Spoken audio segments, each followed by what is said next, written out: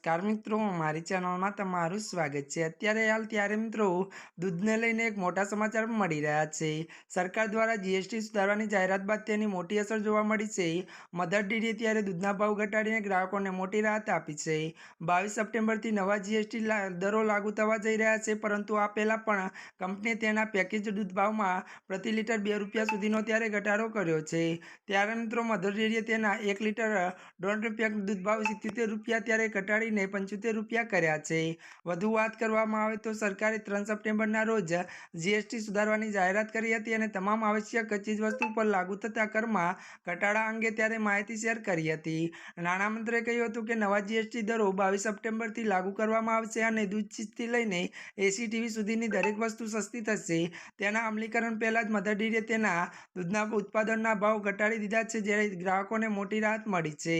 વધુ વાત કરીએ તો 100% કર લાભ આપવા માટે આ મોટું પગલું ભર્યું છે। નોંધનીય છે કે કંપનીનો સમગ્ર ઉત્પાદન ત્યારે પોર્ટફોલિયો શૂન્ય જીએસટી અથવા 5%ના સૌથી નીચલા લેબ હેઠળ આવશે।